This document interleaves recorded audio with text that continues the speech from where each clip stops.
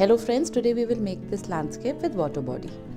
In a landscape where there are no figures and structures, one can draw the outline without worrying as to where the lines are coming in, as long as the basic structure and alignments are in place. When I say alignments, that means that where the trees would fall in respect to the mountain, or even the size and the proportions as to how tall the trees would be as compared to the river or stones or the mountains. So that is what we have to worry about in a artwork like this. So what I've done is I have very quickly marked the outlines for the mountains and where the river will start, etc.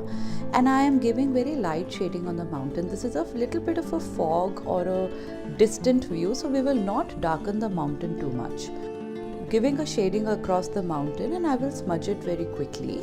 And we will not be doing too much of work on the mountain area. The highlight here would be the trees, the river, and the area which is in the front of the picture.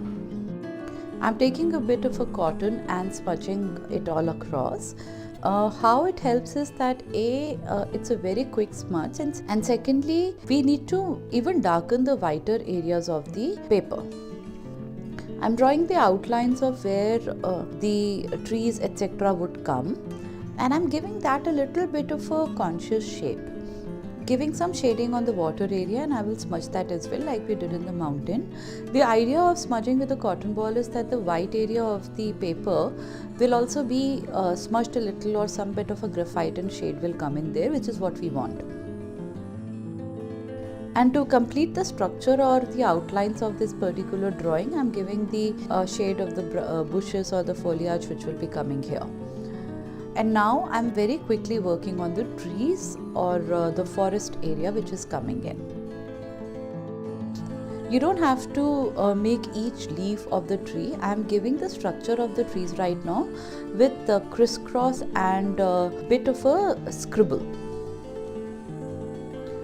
What I'm looking at is that the height of the tree in proportion to the tree on the left and the right, and the height of it in proportion to the mountain should be correct, and that's what right now I'm looking at.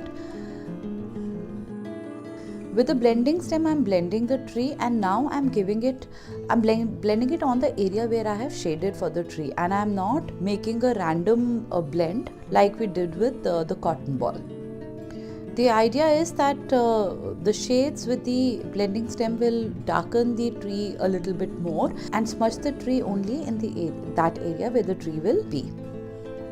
Once again, going with the second layer of the tree, again in the angles where it should be coming in, giving directions of the scribble for the leaves and seeing where the tree would be coming in. We will be repeating this process a couple of times to give the effect that we want.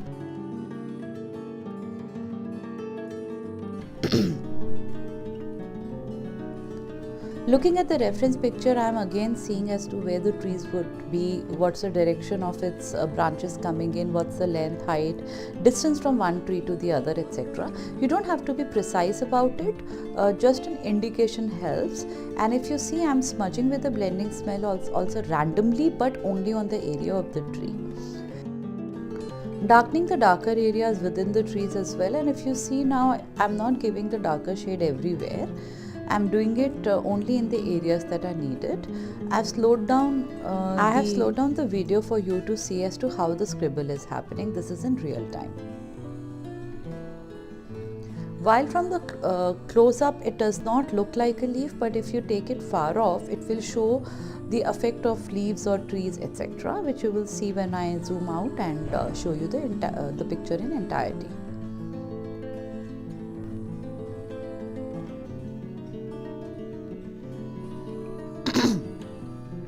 If you see now, the effect of a tree or some forest kind of a thing is coming in, again smudging it like we did earlier, and now leaving some lighter parts out.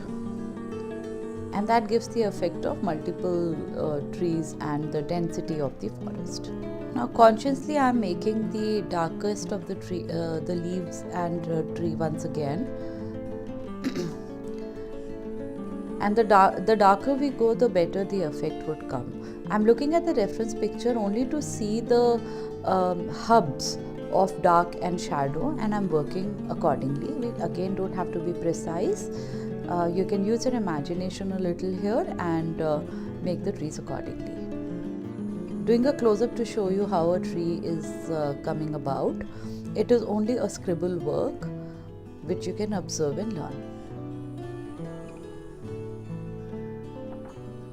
Not all trees will be scribbled like this. This is a tall tree and hence I'm giving it a scribble the way I am. And some other videos we will try to make some different kind of trees and then we will see how to scribble those. Smudging the area again only on where I have given the pencil mark, because I want to leave multiple shades within a tree as well, of light, dark, mid-tones, etc.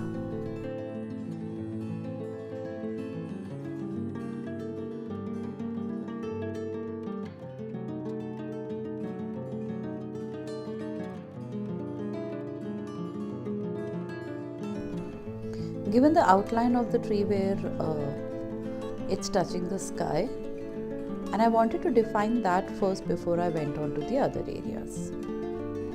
If you see with smudging, now multiple shades are already coming in.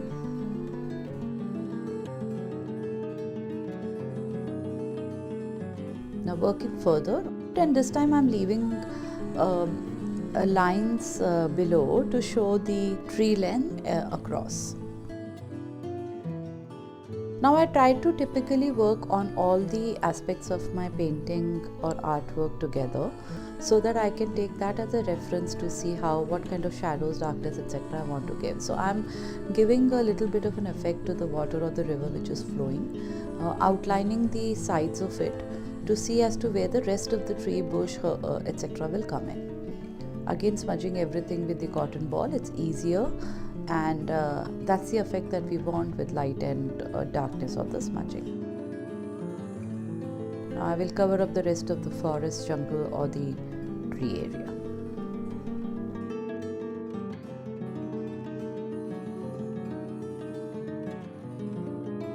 The process is the same like how we did on the left side of the artwork. I'm giving a bit of texture to the mountain top, not leaving the shades everywhere, just some places and then smudging it for the effect.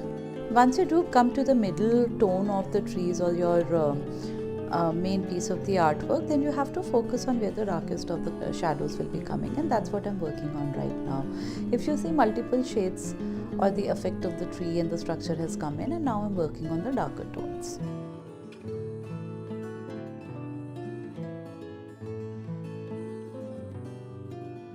In this area, I am leaving some lines to show the trunk of the tree across.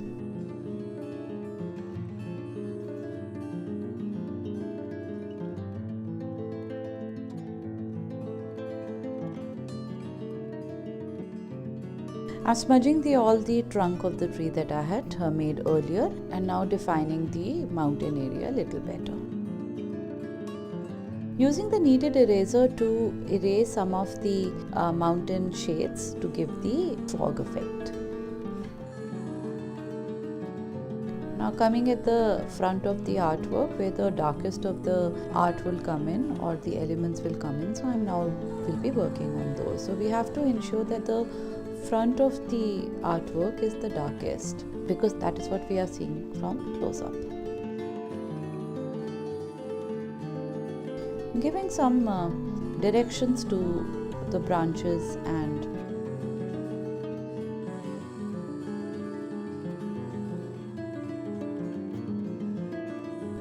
you don't have to practice this crisscross, it will come naturally. Basically it is a scribble work. Darkening all the darker areas further. Now giving the ends of where that land area would be coming and where the grass is, because now I want to separate that from the water body.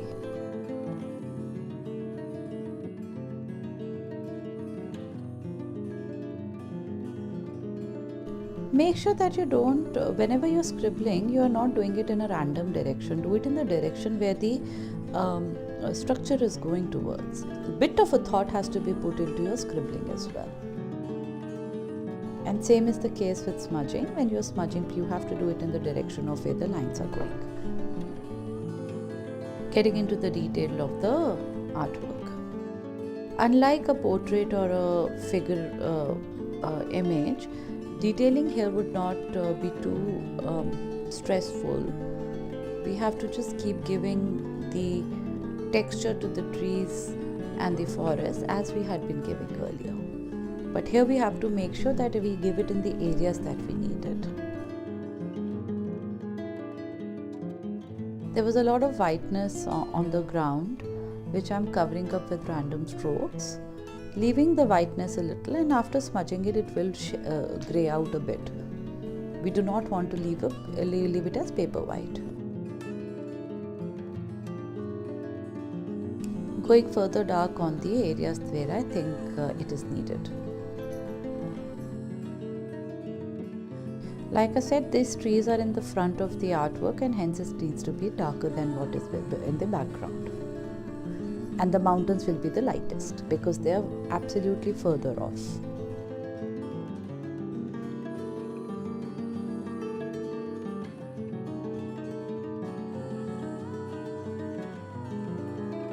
Now coming to the water and the areas around it, closer to it. This might look tedious that I'm reworking on the same area and doing the same thing, but actually if you look at it closely, it is not. Earlier we had worked on the trees in the background, which was little lighter, and now I'm working on the darker piece and on the tree etc., which is in the front. So and that is what will give you the effect of the density and how far or deep the forest is. So don't lose patience whenever work like this comes in. Making the edges of the land or the ground there, defining it better with grass. Again, like I said, please make it in the direction where you believe your reference picture is showing, and don't give random strokes here and there. Now you see it's very clear that the edge of the land has come in because of the darkness that we have given towards the end. Now giving shading for water, and we will now be working on water in a little bit. Smudging it with cotton ball again. I always say in my tutorials that the darkest of the elements bring out the beauty along with the lightest of the elements. So make sure that you do look at the reference picture and work on the dark and shadows perfectly.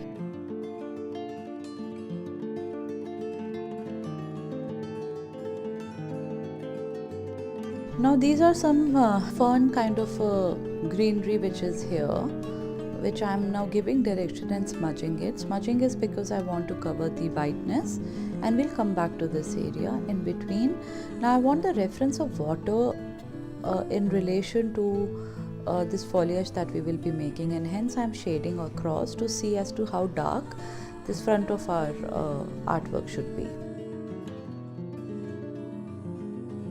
Giving it little darker shadows, but make sure that the strokes are going in the direction where the fern is going. I'm using an eraser pencil just to erase bits, very bits in between to give some highlights.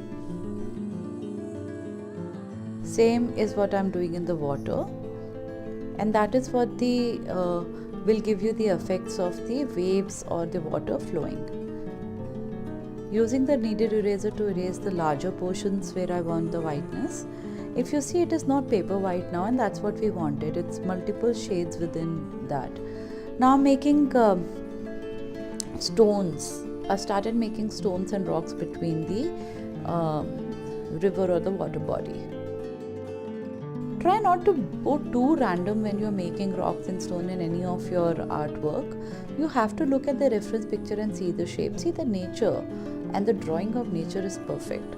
So try to give the shape that nature has given. Try to leave some darkness and lightness or highlights in between, and that will give you the structure of the rock. don't shade it in one monotone or one shade across, otherwise it will not show you the folds of the rock. Leaving some small pebbles, rocks, stones, etc. near the corner. Smudging the bigger ones, and if you see, I'm not smudging across equally, I'm smudging again with the shading. Leaving the darker areas a little more dark. I do this in the end, basically giving the darkest and areas darker shade and giving highlights more highlight. And that's when the totality of the picture comes in. This area needs to be worked upon a little more, and hence very quickly covering it with the layers of the fern or the grass that is coming out. Erasing what I had smudged in the water as well. And now the fern falling off towards the water area will look better because there is whiteness in the background.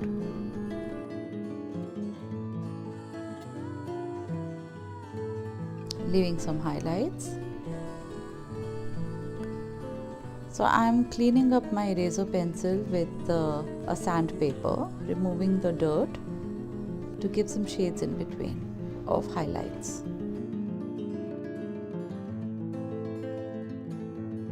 Towards the end, I'm choosing the areas where I want to give the highlights, and I'm not doing it in a continuation. I'm picking up places, randomly doing it and moving on.